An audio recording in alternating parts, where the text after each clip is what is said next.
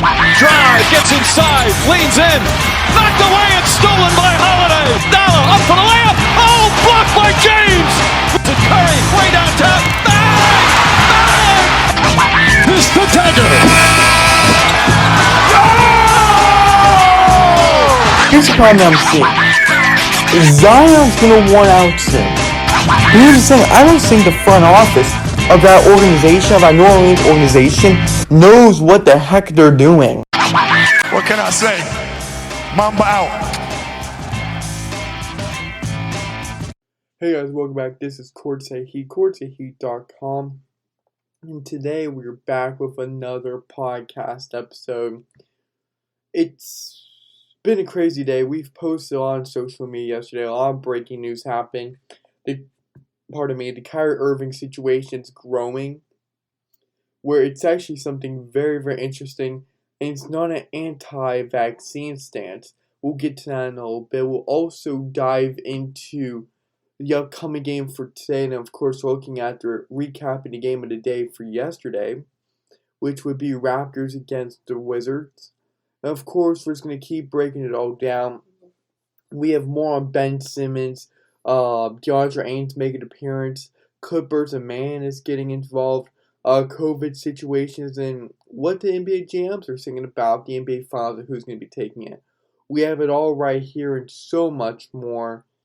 And without further ado, let's just jump right into this podcast episode by starting off with our introductory stuff, which would be social media. And in the poll that we listed out yesterday over the podcast and on social media, which was stating who's more likely to get an NBA contract first, IT or Orlando, those poll numbers are going to really be shocking. But yeah, so for social media, you know where to find us. We've been updating everywhere. Yesterday we were telling you guys about the updates, but now we're back on Parler. So join the conversation if you're on Parler. We have no idea if we're going to stay there or not. Just go to Parler on the app and just type in CourtSideHeat. But yes, we're back and we're ready to rumble again. As we just was breaking down our podcast and whatnot, Rumble's completely different now. But yes, we're back on Rumble. Just go to rumble.com/CourtSideHeat. Or if you can't find us there, just type our name in, type CourtSideHeat into the Parler search bar, which looks like a little compass, and you're just able to, a little magnifier glass, and you'll be able to search us on Parler. But for everyone else that's pretty much regulars here, you can find us at CourtSideHeat.com. You can also find us at Twitter.com/CourtSideHeat, Instagram.com/CourtSideHeat NBA, and then Facebook.com/CourtSideHeat. And if anybody still uses Tumblr, yes, and this is going to be the very small population of you guys, just go to tumblr.com/CourtSideHeat. So, I talked about the poll yesterday. We talked about, yesterday on yesterday's morning's podcast episode, we talked about Leandro Ball, former Charlotte Hornet on their Summer League team.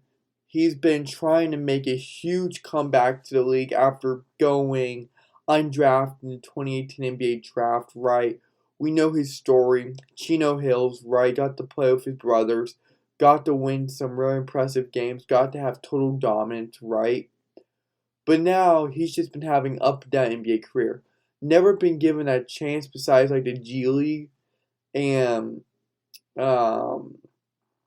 Summer League, right? Summer League was the next big thing for him.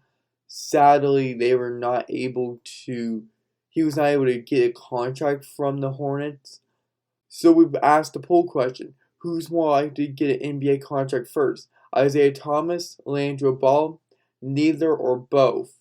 Because we discussed about that because Isaiah Thomas has also been passed up on by the Lakers and the Warriors. The Warriors, I believe, was for Quinn Cook or someone else like that. And of course, we saw the Lakers re-sign or reunite with Rajon Rondo. So looking at the poll, we see Isaiah Thomas got a majority of the votes by getting 46.2%, Leandro Ball came in second with 30.8%. Both, 15.4% of you guys said both, and 7.7% of you guys said neither. And that's pretty much where I'm at too. Like I'm not fully committed to either, guys.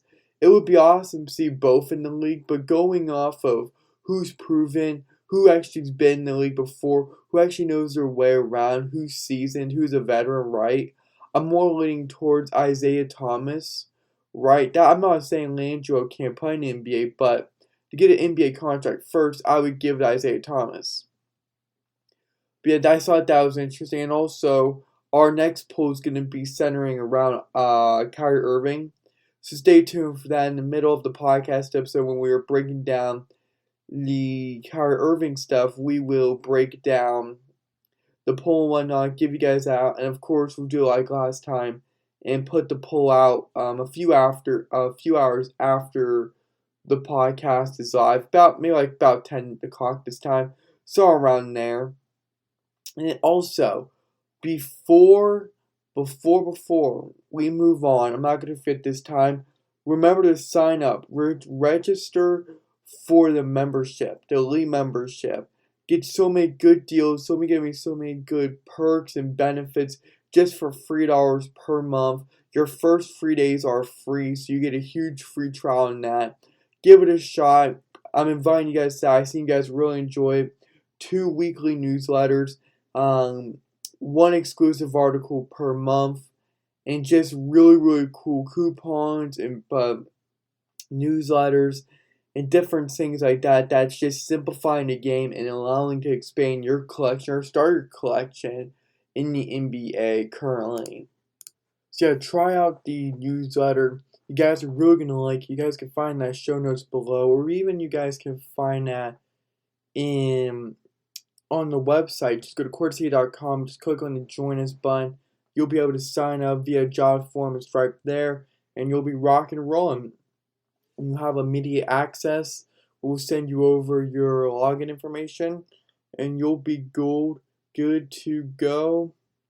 So yeah, let's just jump right into it. And that's actually going to take us to our breaking news section before we get to our topic of the day, which is the Kyrie Irving situation. Before we get to that, let's talk about some of the most important stuff that's happened today, which is the breaking news stuff.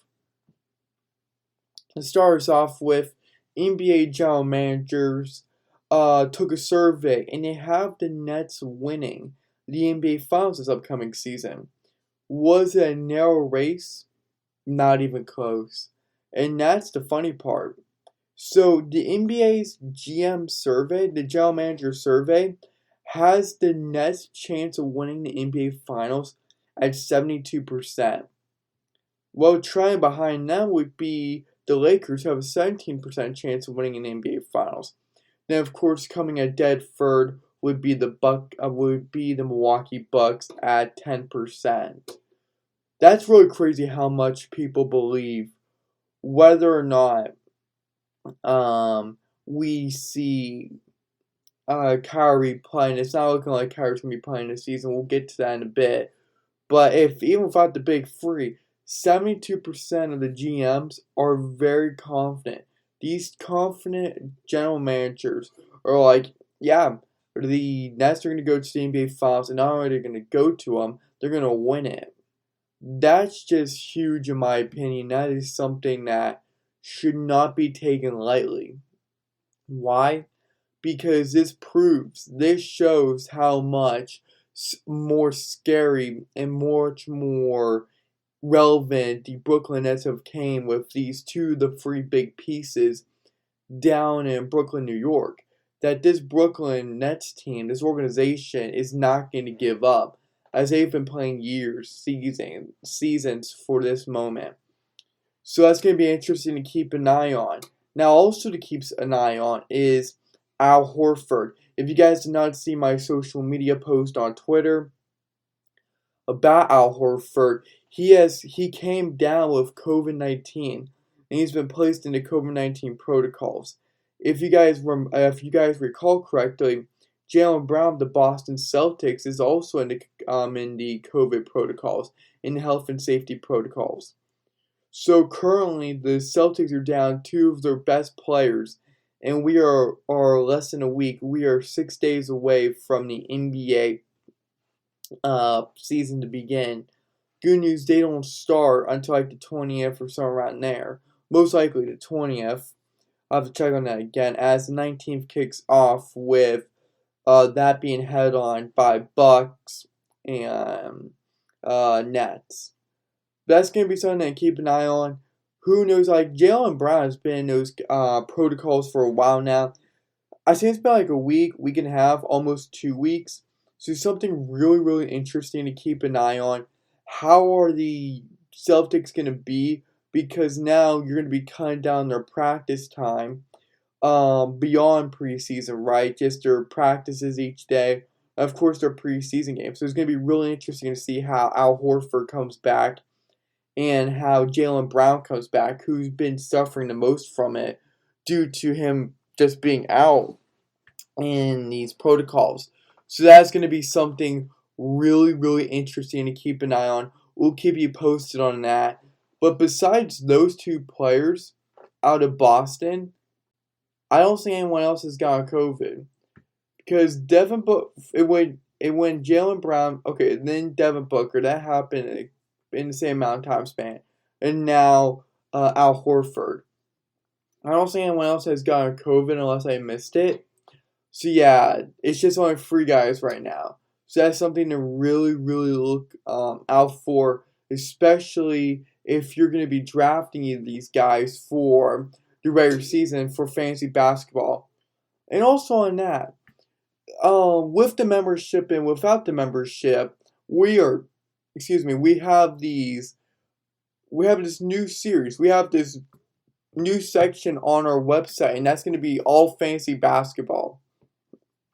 We've came out with 3 articles so far on the players you should score, players that you should avoid, and sleeper players that you need to pick up, that need to be picked up immediately during the draft. We all highlight that out. That's on the homepage of CourtSideHeat.com. Go check that out if you have a membership. If you don't got the membership, sign up, get registered. And funny thing is that we're actually going to have I'm going to let you guys in on an insider thing.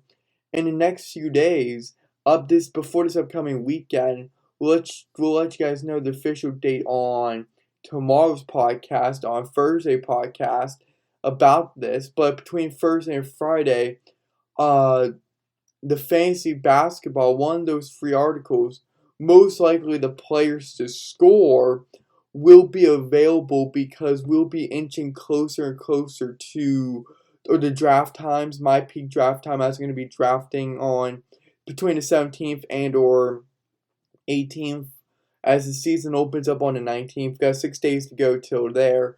So yeah, I'm going to open that up, and that's going to be epic. So if you're a member, check it out. If you're not a member, wait for the other breaking news list, because we're going to have like between membership stuff and non-membership stuff. So the fantasy basketball is not just exclusive to one group. It's going to be pretty much inclusive to everyone. It's going to be open to everyone, because we want to have this fantasy basketball page thriving. We also have a few more pages opening down in November, so we're really excited about that. So that's my announcement on that one too. Just wanted to throw that one out as we were talking about fantasy basketball now, and we were talking about general managers and that's different things like that in the concussion in the COVID-19 protocols. Real quick, Ben Simmons, we're not going to go on a whole diatribe about this. We're not going to break this down. We did that on yesterday's podcast.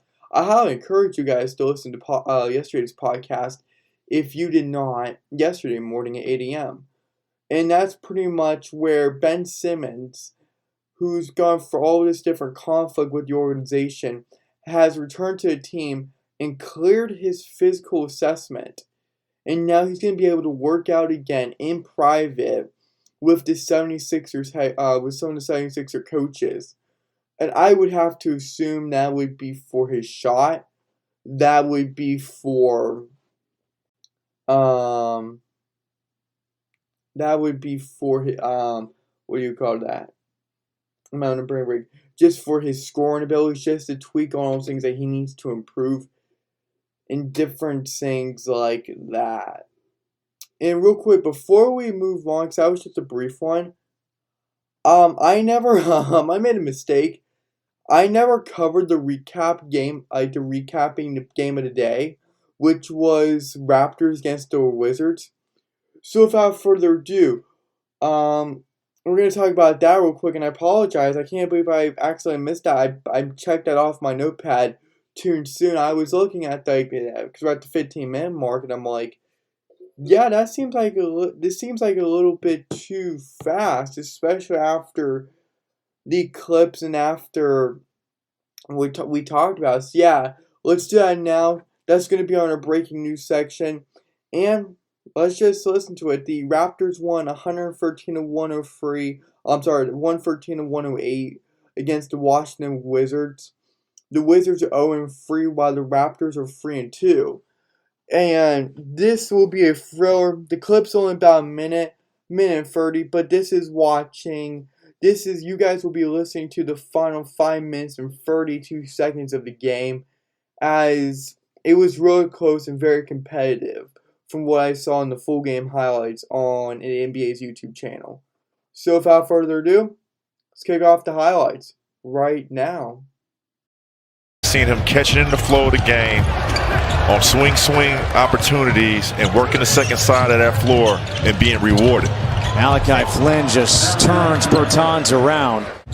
And Daniel Gafford. If you're the Wizards, you want to play without foul and don't give up any easy points at the foul line.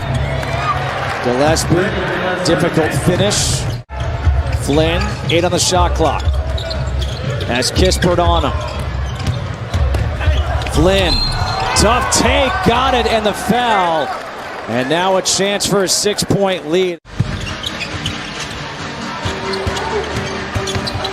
Holiday, the elbow jumper, hits it, makes it a 4-point game, so now you got a foul. This one on the road to close out their preseason, 113-108.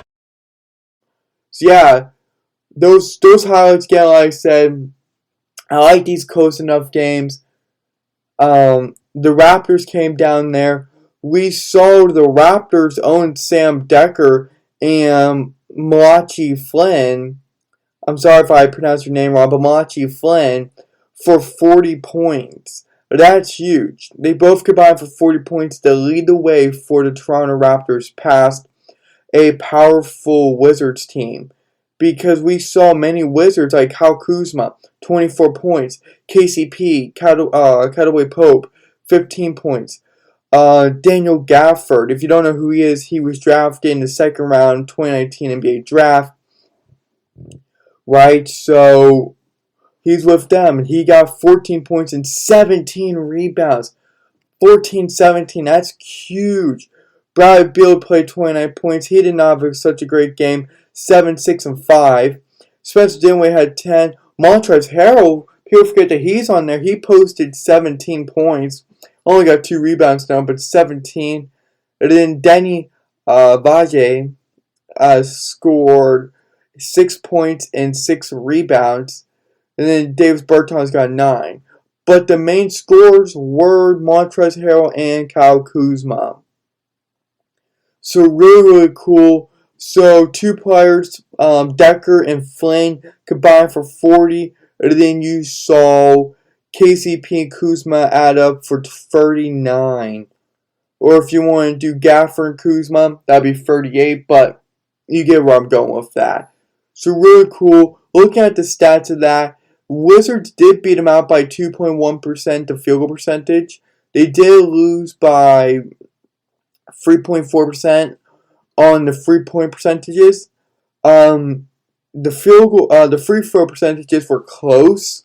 While Toronto took more free throw shots, the Wizards came away with a 75%, 0.9% more than what the Raptors were able to have as a combined percentage. Total rebounds went to the Raptors, 56-52. The assist went to the Wizards, which was 27-26. Blocks went to the Wizards, Steals went to the Raptors. Turnovers salary went to the Wizards. Points in the paint went to the Raptors, and both teams tied at 18 apiece for fouls committed. That was your recap of the top game of the day. As it was pretty entertaining as I was watching that. Kyle Kuzma was pretty impressive. He can have on and off nights, but it looks like he's become more solid. It's going to be very interesting to see who he becomes this season when it all counts. And also, it's nice to mention that Goran Dragic, who had drama and rumors around him about him wanting out, he posted 16-4-2, 16 points, 4 rebounds, and 2 assists in 22 minutes, which was very, very good. Nice to see him doing well. Scotty Barnes only had 9 points. Not too bad. Gary Trent Jr. had 12. And that was your recap of the day for the Raptors-Wizards game. Again, the Wizards won 113-1 away against your Washington Wizards. As Kyle Kuzma played very well, so did KCP, so did Daniel Gafford. However, the likes of Malachi Flynn, Sam Dyker, and Goran Dragic, who combined for 56 points, just overpowered them. So, to continue with our trend of breaking news, this is the breaking news section. If you guys have just joined in now, very nice to have you, because we know a lot of you guys are listening to this while on work, while going to work, while depending on where you live at, you could be doing this from your home. If you work from home, you could be doing that. If you're getting into the car and driving to work, you could be doing that. You could be at work listening to us on your headphones. School, I don't know if you can do that in school. I have no idea what you can do in school or not, right? Like in public schools and whatnot. But you get where I'm going. But yeah, we have like a wide ranging demographic of ages from 18 to 65, but even some teenagers, like mid-teens, early teens. It's actually really crazy. So yeah, we're just happy that you're here. And let's just continue doing the breaking news section. Our 21 minutes into this beautiful podcast episode. Happy I could be here on a Wednesday morning when this comes out at 8 a.m. So yeah, I'm actually really happy about this one. I was going to talk about DeAndre Ayton, but I'm going to save it to the end. Terrence Mann and the Los Angeles Clippers have agreed to a 2-year deal worth $22 million. That is a contract extension. This is very significant for Mann, who made a huge postseason difference, who changed the trajectory when Kawhi Leonard was down. Because you had Reggie Jackson, Terrence Mann, Paul George, Ivan Zubac. You had all these different guys that were rallying together. Morris, you had all these different guys. Patrick Beverley at the time, before he got traded this past offseason. Mann played exceptionally well, especially coming off as a reserve. So that he was able to earn that $22 million contract. He appreciates that a lot. Tyronn Lue, head coach of the Los Angeles Clippers, is really, really excited for him. We quoted that on the website. We wrote about that yesterday when it broke news, right? But yeah, I'm really happy for him. I was like Terrence Mann. He did some amazing things. If it was not for him in some of the great games where he was scoring 20, 30 plus points in some of the games against the Jazz, you may have not seen him against the Suns, who ultimately lost to my Phoenix Suns. But you get my point, right? It's just really incredible what a reserve player can do and how much he's grinded and how much he's really made an impact on his team. And who knows what he's like on in the locker room, on the bench. To go from a reserve to a starter with starter-like minutes and getting starter-like money, getting good players' money, which is $22 million. Because remember this, his combined average from 2019 and now to getting that contract was around $3.6 million. Again, $3.69 million. And that's combined in 2 seasons. So this is going to be huge. He's going to be averaging $11 million per year now. They've extended him because you just never know what's going to happen this season. Because we know that Kawhi is going to be out for some time, rehabbing from an ACL tear. So we all know what's going to happen. So you just have to have this core with Reggie Jackson, Paul George, Terrence Mann, Serge Ibaka, Ivan Zubac, all these different guys, just going to get ready to go and just ready to tear into these games and try to win the best that they can. Because we all know from what I said before, what other NBA basketball reporters and experts were saying, journalists were saying that he should come back between March and April, somewhere around that time period. Don't be surprised if it's like later April just to start practicing again. You just never know. Torn ACLs are a tricky thing. Just ask Klay Thompson, who's torn his ACL twice. That's called tough luck. That's called some real tough luck. And finally, on our breaking news list, we have DeAndre Ayton. Suns big man, Suns center. DeAndre Ayton is quote-unquote disappointed to not have the new extension done with the Phoenix Suns by now. We've heard about it a lot where these two sides have stalled, mainly the Phoenix Suns have stalled. That is very interesting, right? Because we know how much of a factor DA was for the Phoenix Suns in the postseason, in this past regular season. That's without a shadow of doubt. No one's questioning that. But the Phoenix Suns may not be comfortable giving them that 5-year, $147 million contract. Because you just never know with those things. You just never know. And that could be one of the most difficult things, right? Where you do not want to have to deal with that. And that can cause... And there's so many different variables. So let me back up real quick. Before we get to that, here's the 1-minute clip of him talking about why he's disappointed and just his feelings on in general. I love Phoenix, but I'm really disappointed that we haven't really gotten a deal done yet. I mean, we were two championships, 2 wins from a championship, and I just really want to be respected, to be honest. Just be respected, like my peers are being respected by their teams, and we'll just keep it like that. So yeah, out here. I'm just gonna take a quick drink. Let me just say this real quick. Talking for like a long period of time consistently can really coarse your throat. Can really make your throat dry. So I always have like a bottle of water with me, and I meant to do that while the video was going. It didn't work out that way. But we're all good. We're all good in the neighborhood. But yeah, this is where we're at now. So we all know where these guys are at. We know where both sides are at. Now we just have to try to figure out that happy medium. Because, well, the Suns don't want to pay that. They're like, we're just stalling, we're hesitant. We all know they're hesitant. No matter what they say. And I know Monty Williams says they don't do business like that. But you gotta remember, there is a point in time where the Suns have to crack down because you do have Mikal Bridges you also have to pay if you're going to go into that route. That's just something to consider and to look at. Right, so DeAndre Ayton, I'm going to pull up his stat sheet real quick. But DeAndre Ayton, he's disappointed. But I think he understands.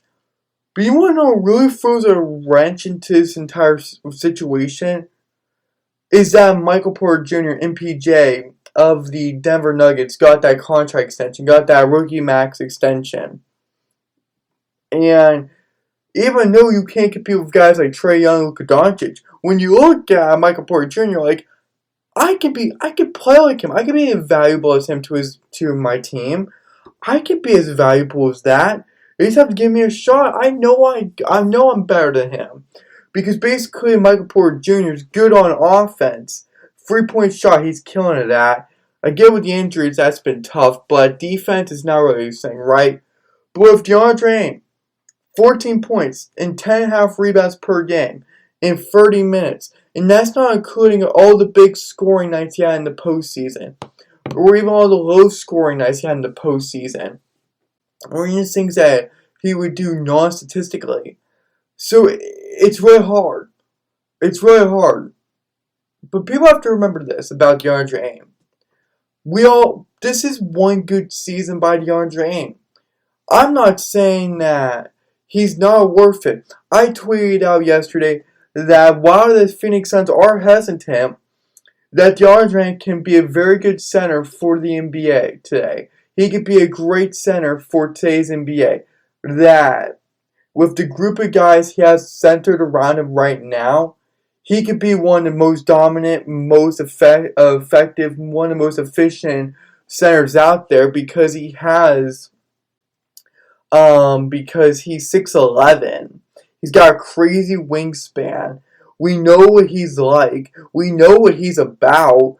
He was a former first overall pick and who averaged a double-double per game, who averaged almost 20-20 for that one game, right? But when you're looking at this, that was his first good season. 2018 was good. 71 games were played, 16 points, 58.5% from the field, and 10 rebounds. He averaged double-double. But people really didn't care about that because the Phoenix Suns are still irrelevant. That was when Monty Williams was being introduced to the team, introduced to the league as a Phoenix Suns head coach. Now, Monty Williams, of course, had head coaching experience when he was with the Pelicans and different things like that. He was also once a player back in the early 2000s, 90s, right? But then you see 2019, where he posted great numbers in his debut. There wasn't really anyone else. Like, they were starting to form that roster. They were still trying to figure everything out. 2019, you could look, well, hey, in 32.5 minutes, he averaged 18 points and 11.5 rebounds and close enough to 2 assists on 54.6% from the field. What's wrong with that? Why are you bashing him? Many people actually forget that DeAndre Ayton had a 25-game suspension for PEDs, for performance-enhancing drugs. And then, so you're like, oh, and he hasn't really played a full season. He's never really played a full season. The bubble he played well in, but that's because it was only 8 games. Now, he didn't make it to the postseason then because the Nets messed it up for them. Right, they had that whole Nets debacle. And yeah, I still remember that to this day. Because it's painful. Because it's hard. Because now we're finding ourselves in a hard place between a rock and a wall, or whatever that expression is. Because on the one hand, you're like, he's averaging 16 points per game, just in general over his entire career. He's averaging a double-double per game. But is he worth the money? And the thing is that you drafted him over Luka Doncic and Trae Young. You drafted him over those two exceptional players. One phenomenal player. Right? So you can't let a first overall pick, the first overall pick of the 2018 NBA draft, walk after his 4-year contract. It just can't be. But you also got to remember, you have 2 days before the league starts when you have to make your final decision. You just have to. So it's going to be tough because the Suns don't want to pay him that. DeAndre Ayton's like, I'm not going to take a dime less than the max contract. Because what Michael Porter Jr. did, his agent was able to finesse him the rookie max contract. And the Denver Nuggets have several maximum contracts. Like 2 or 3. Which is crazy. Which is crazy to think about. So in thinking about that terms, you're like, fine. Like DeAndre is thinking to himself, fine. I may not be able to compete like Luka Doncic. I'm fine with that. Nor Trae Young. I'm fine with that. but I can beat out Michael Porter Jr. I could be as valuable, if not more valuable, to my team than what Michael Porter Jr. was. And I say that has to be a harsh reality that we all have to wake up to, is that out of everyone to get a max contract extension, it was Michael Porter Jr. And that could be very, very frustrating for this Phoenix organization, because now you have to say to yourself, well, there we go. Someone wants to be paid $147 million for 5 years. And it's going to be tough, because what do you do with Mikal Bridges? And I'm just singing this out for you guys too, and I hope this makes sense, because this is a huge topic. This is something that's going to be exploding the minds of the vice president of the Phoenix Suns, the president of the Phoenix Suns, the general manager, all the coaches, Monty Williams as the head coach, right? Robert Sarver as ownership. This is going to affect the entire Phoenix Suns. It's going to even affect the teammates. It's going to affect the locker room. The man wants to get paid, but they don't want to pay him that. It's just going to be very, very interesting. This is his first great season without any hesitations. But he has played his 2018 was the only time he played 70 games. 2019 was only 38. And you had the NBA bubble for 8 games for them. You had a condensed season. You had to endure that 25-game suspension, right, for performance-enhancing drugs. And then you come down to 2020 season, you post 69 games, you play 69 games, 62% from the field, 10.5 rebounds and 14 points, right? It's just going to be very tough, because it's like, what do we do? Like, what do we absolutely do? And I'm pulling up his playoff stats right now, because it's also going to be very interesting. Ready? He averaged 16 points and 12 rebounds and 1.1 assists per game in the 22 games he's played in the playoffs. And that's in 36.5 minutes. That's insane. Averaging 1 block per game. He's attempting 10 shots per game and converting 7% of them. He's converting 73.5% of his free throws. He has gotten 18 total steals. He's plus 82 when he's out there on the court for this team. I just don't know, because there's a lot of uncertainty. So I get that he's disappointed. I get it that the Suns are hesitant, but what do? Do you run the risk? Do you say, I'm going to risk it for the reward, I'm going to risk it for the biscuit? Is that what we're going to do here? Is this how we're going to propose it? Is this how we are setting it up? Will we have repercussions, whether that's negative or positive, consequences that could be negative or positive, or this can really bite them in the butt? This can really come back to haunt them, and we don't want that.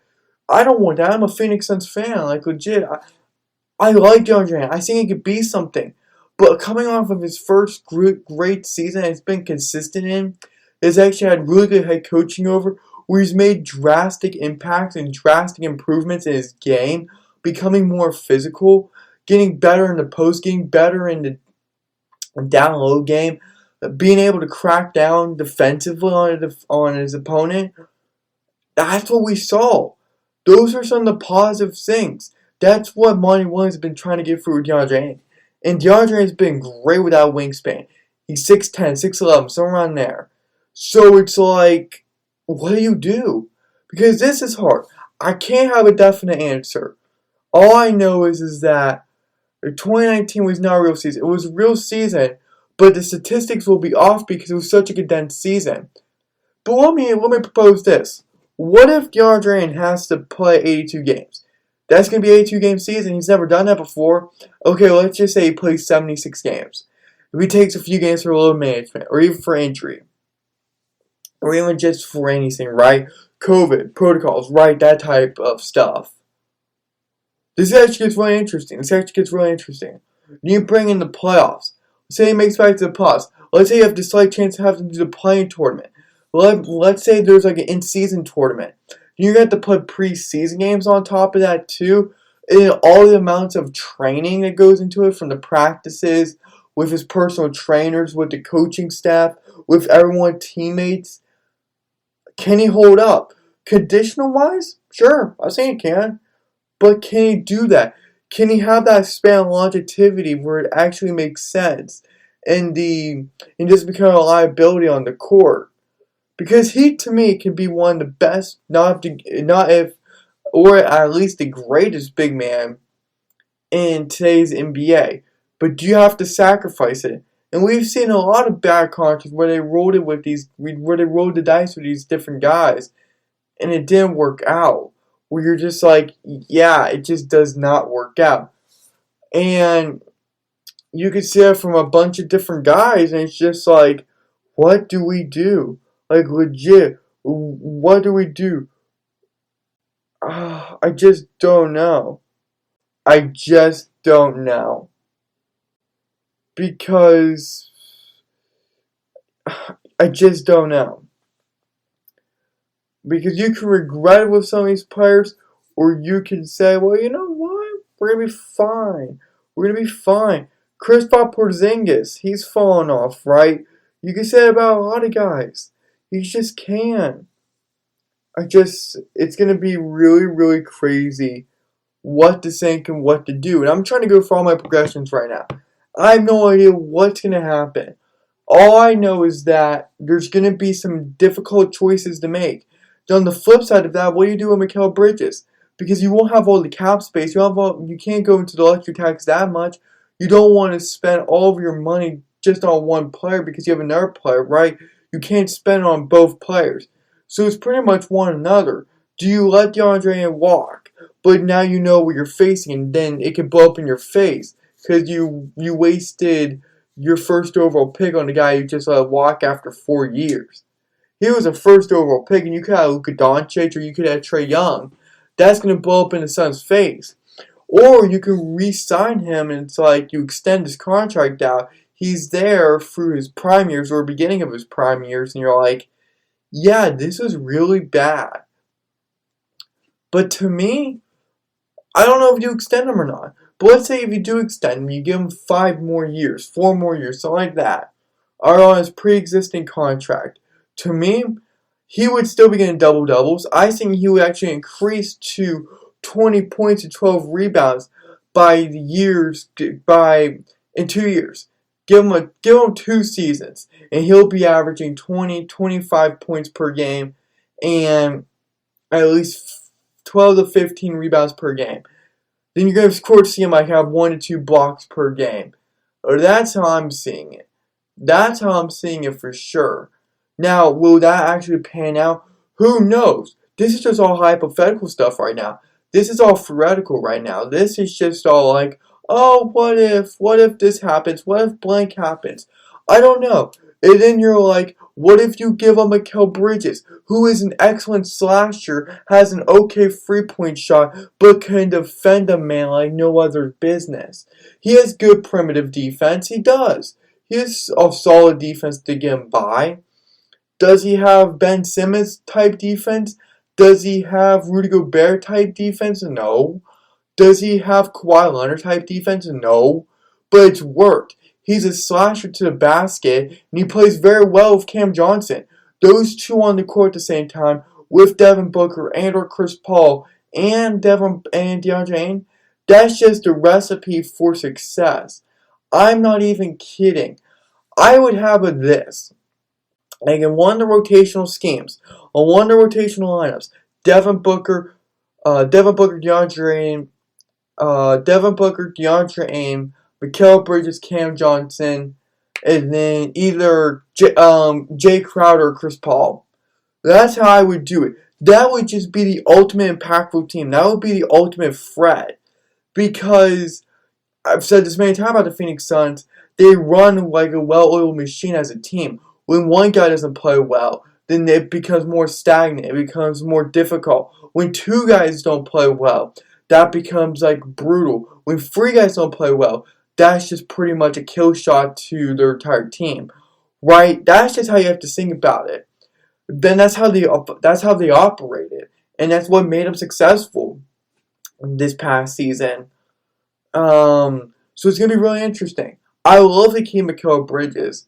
I would love just to give him $22 million per year. I heard like on 98.7 Arizona Sports. I think it was on the Burns and Gambo show, and I can't remember who said it, and I hope I don't get the numbers wrong. I apologize if I do. But they're like, oh, Mikal could be worth between $20 and $22 million per year.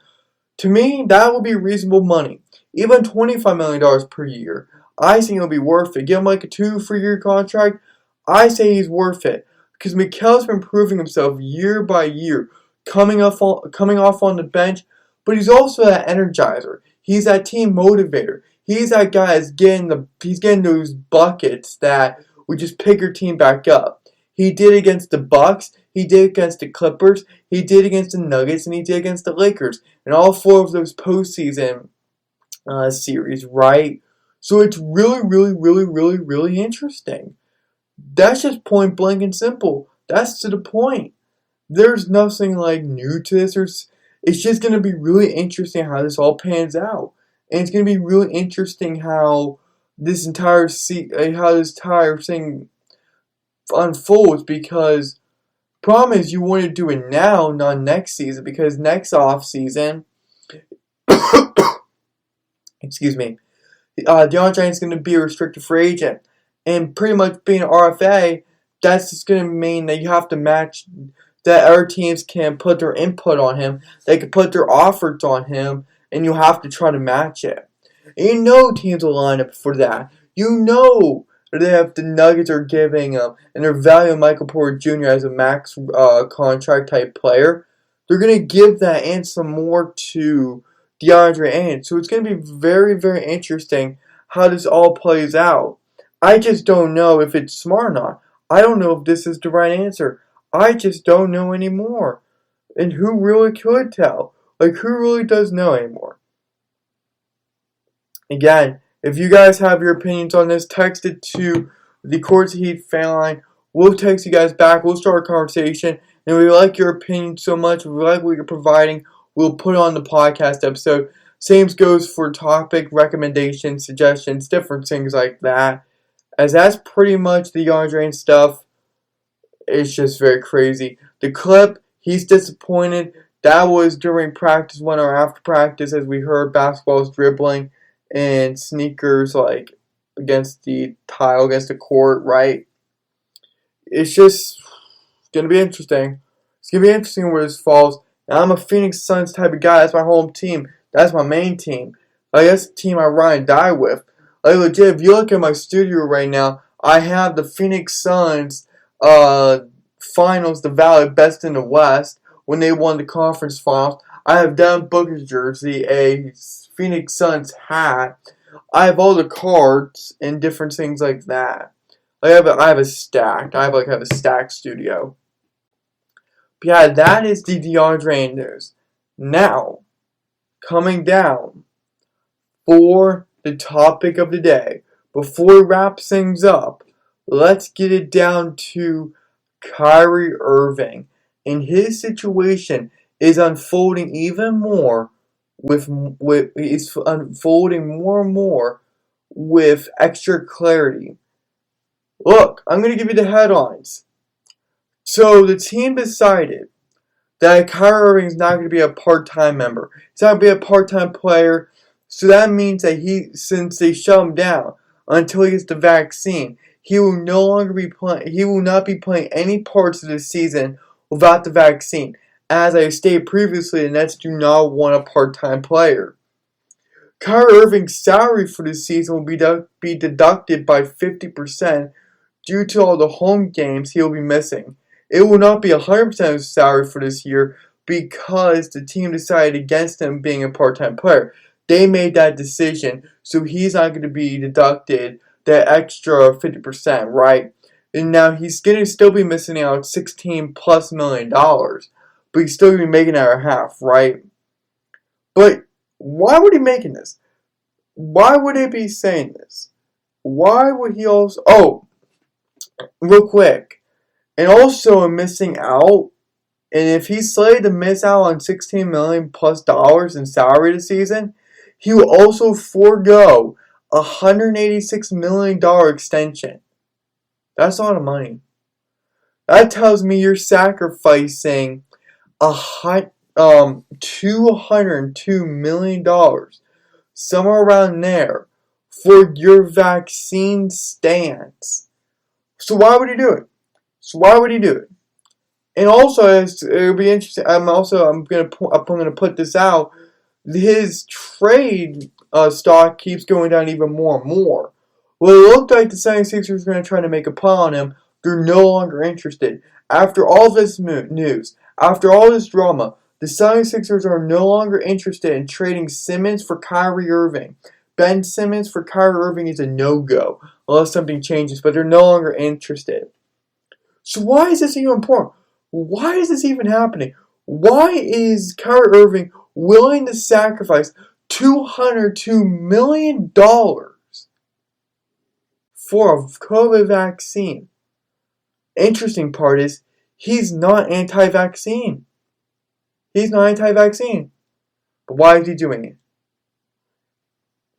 He's refusing to get vaccinated because of all the people that are losing their jobs over the vaccine mandates.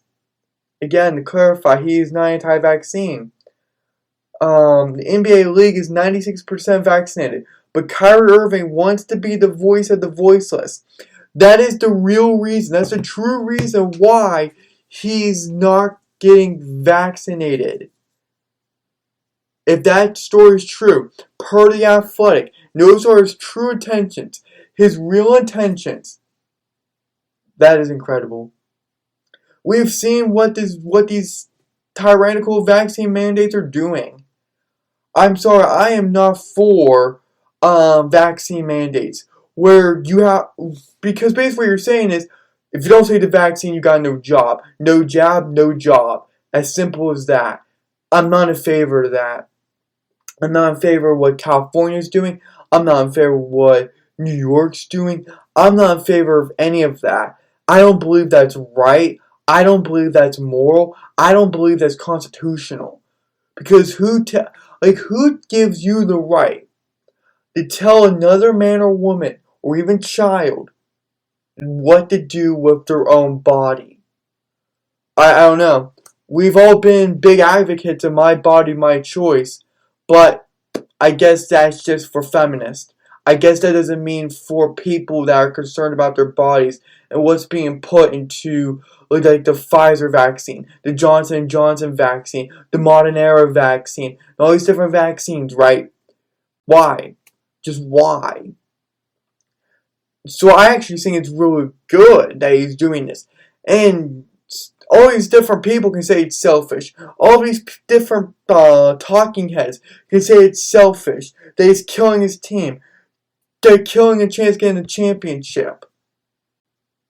Well, let this be known. If he got vaccinated, the team will be open to him with wide arms because they know how critical he is. But wait a minute. If this is true, and that's the reason why he's refusing to get vaccinated, because of all the people that are losing their jobs over the vaccine mandates, because of these vaccine mandates, and he wants to be the voice of the voiceless, that is epic and that is something cool. It wasn't because he's anti-vaccine. Sources close to him have confirmed that to The Athletic. Came out yesterday. I reposted that and whatnot. That's just incredible. That's incredible for his stance. He is willing to lose hundreds of millions of dollars to take his stance. He's willing to lose it out on a championship contention, a possible championship in their future, taking a stance for people of this country against the ridiculous and unconstitutional vaccine mandates. Now, of course, we're going to have different opinions and whatnot, and I know people listening to this channel will agree with me, and people that are listening to this podcast will not agree with me, and I'm okay with that. We both know who's right and who's wrong.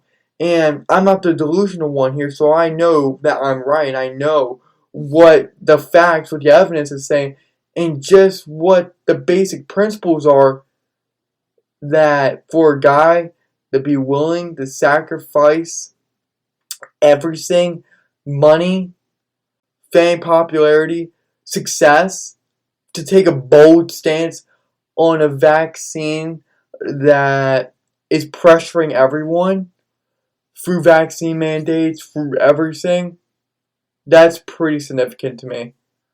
I'm sorry if we disagree, but then again, I'm not that sorry, because I believe what Kyrie Irving is doing is significant.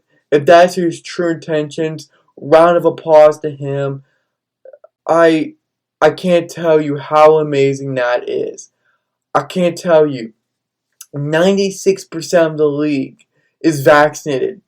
No kidding why the NBA players, why the NBA was not forcing a vaccine mandate for players. They knew majority, if not all of them, were going to get vaccinated.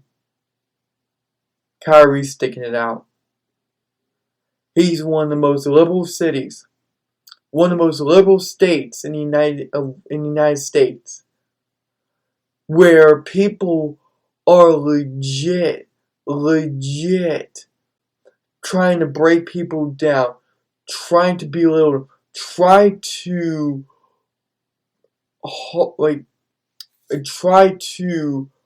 enforce their ideologies because they don't want to take a vaccine. That is something amazing. I don't know what his politics are, but he's standing up for the American people. He's standing up for the people of the United States of America that are losing their jobs, that have to make tough decisions because of these vaccine mandates, for these leftist radical mandates.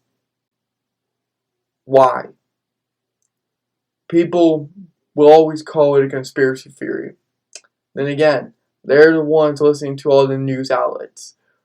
They just are. But not to make this a political thing, because it's not. It's just really incredible to see what Kyrie has done in his stance, as he wants to be a voice for the voiceless. Whether that be the black community, any community, or anything just in general. He is now becoming a voice for the voiceless, and that is something incredible.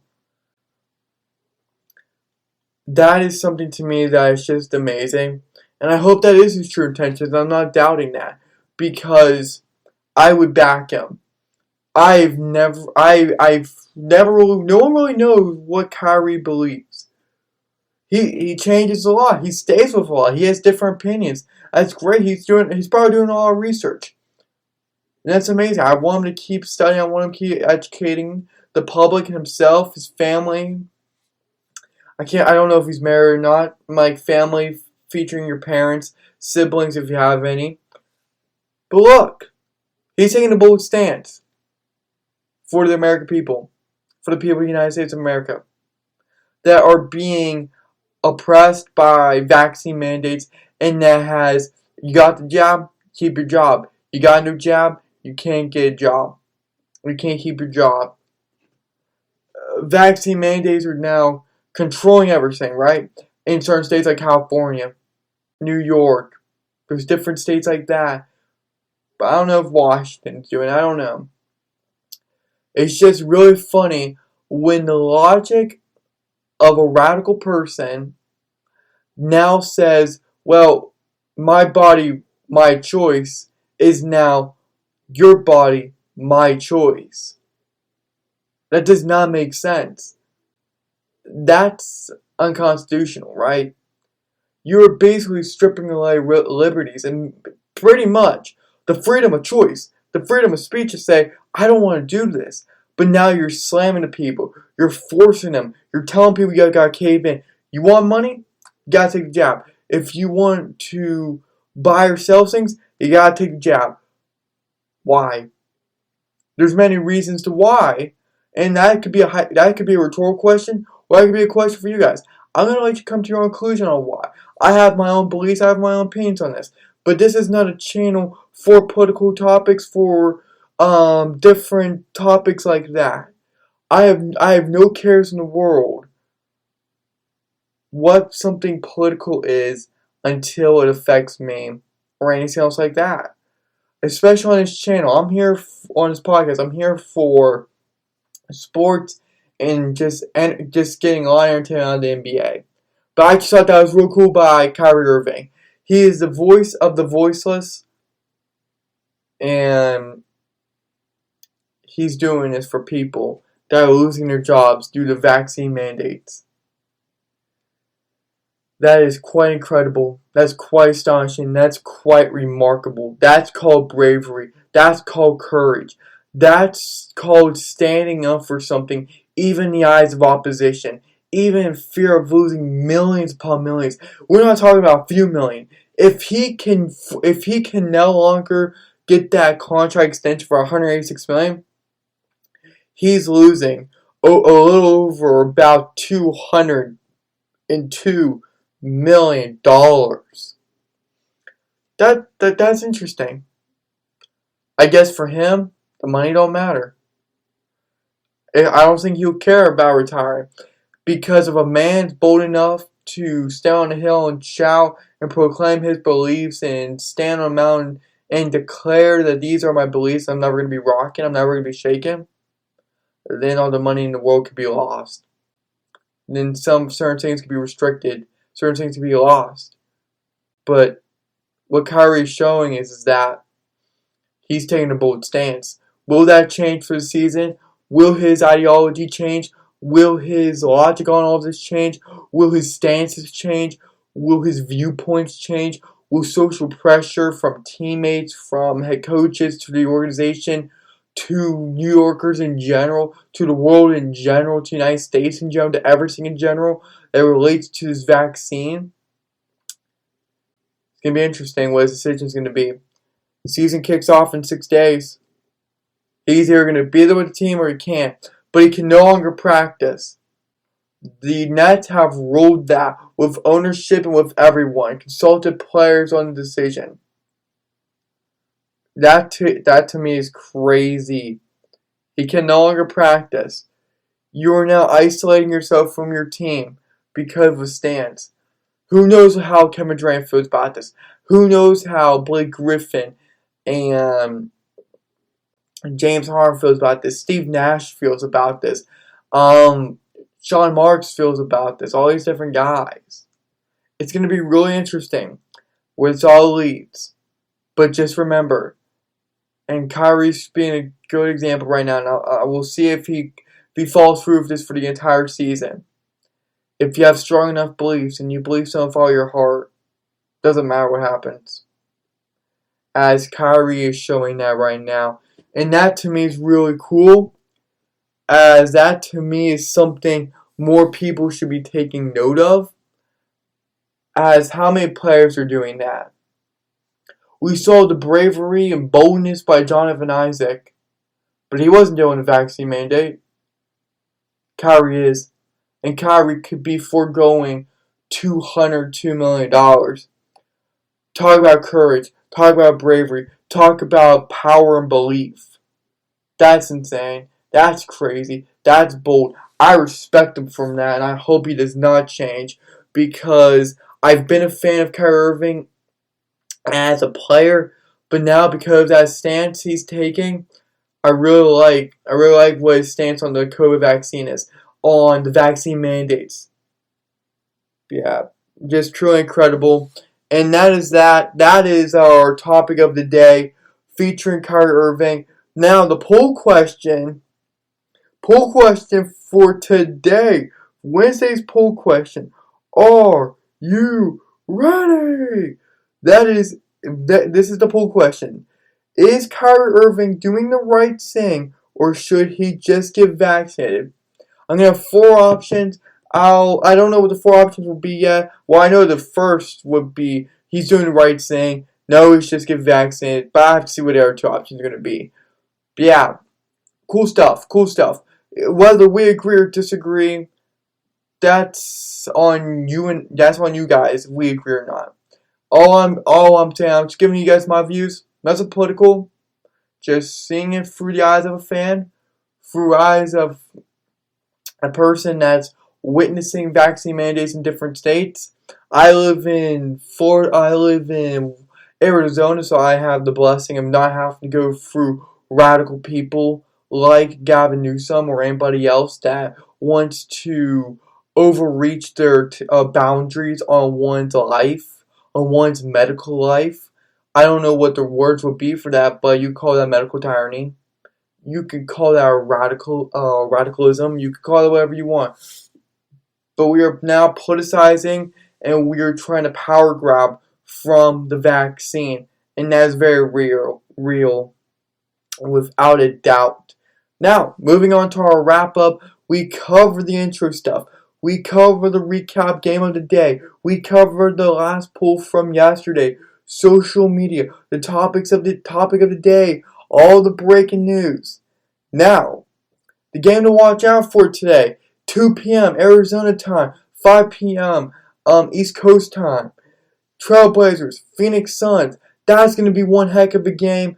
I'm taking the Suns to win 104-98, and that is legit. I'm taking my Phoenix Suns.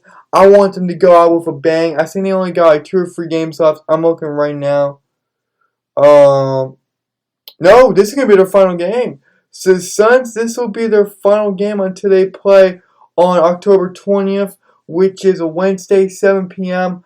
I'm going to be watching that. I'm hoping I'm going to be there for that. If not, I'll catch the highlights. But yeah, that is going to be awesome. I can't wait to have the NBA back. It's been a while. Back-to-back games. We beat the Lakers. We did lose our preseason opener to the Kings. But now let's just close it out. 2 p.m. tomorrow. Let's do it. Now, I'll probably recap that game for Thursday's podcast episode, right? So yeah, that's what I'm taking. Again, CourtSideHeat Textline is 602-791-2108.